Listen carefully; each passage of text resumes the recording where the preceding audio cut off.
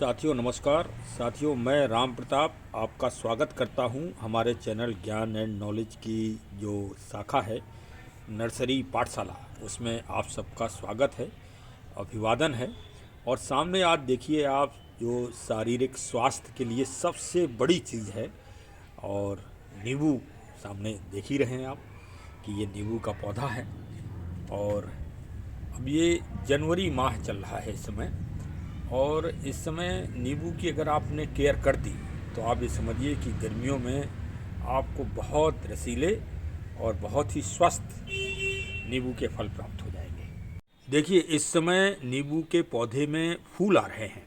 ये कहीं भी लगा हो, चाहे गमले में लगा हो या ज़मीन में या किसी बागवानी में या बाग में, सब जगह यही प्राकृतिक प्रक्रिया चल रही होगी। तो इसमें सबसे बड़ी सावधानी तो ये रखना है कि इस समय पानी ज़्यादा नहीं देना है नींबू में, अगर आपको फल प्राप्त ज़्यादा करना है। अगर आपने पानी ज़्यादा दे दिया तो ये फूल फिर फल नहीं बन पाएंगे।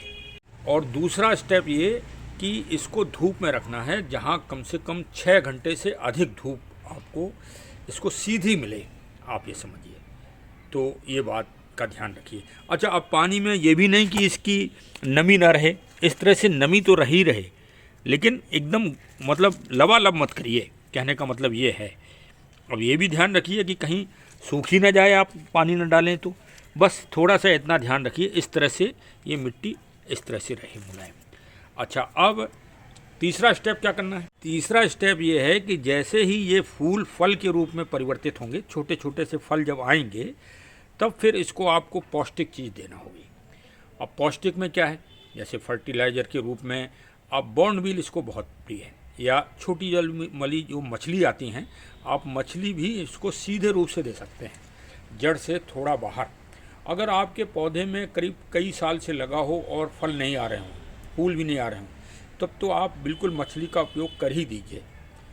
अब भाई मछली पे अगर आप विचार करते हैं नॉन वेज पे, तो फिर बात अलग है, तो फिर उसका दूसरा उपाय हम आपको बताएंगे। दूसरे उपाय में ये है कि फिर आप सरसों की खली इसको दीजिए, सरसों की खली, और साथ में वर्मी कंपोस्ट या काउडंग वो भी पुराना हो, खाद बना हुआ हो, ताज़ा गोबर मत दे दीजिए, नहीं तो फंगस लग जाएगी। देखिए हमारा पौधा तो ये गमले में लगा है, और गमले में ही ये इसका अच्छा विकास चल रहा है।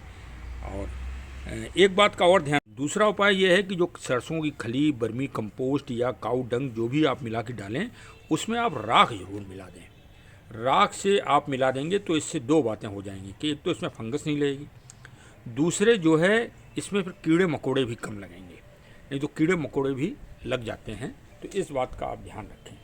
जब इसमें फूल से फल बनने लगें तो फिर आप ये समझिए कि फिर 15-20 दिन में आप इसको ज़रूर पौष्टिक खुराक ज़रूर दीजिए, खाद ज़रूर दीजिए, क्योंकि नींबू जो है बहुत पावर चाहता है, और ये जब आप खाद इसको देते रहेंगे तब फिर नींबू का विकास फिर बहुत अच्छा होगा, फल बहुत अच्छे आएंगे और रसीले आएंगे। अच्छा, राख को महत्व मैंने इसलिए दिया कि इसको नाइट्रोजन और फास्फोरस की ज़रूरत पड़ती है। जैसे हम सबको ज़रूरत पड़ती है, उसी तरह से पेड़ पौधों को भी ज़रूरत पड़ती है। तो वो राख जो है इसकी कमी को पूरा कर देगा।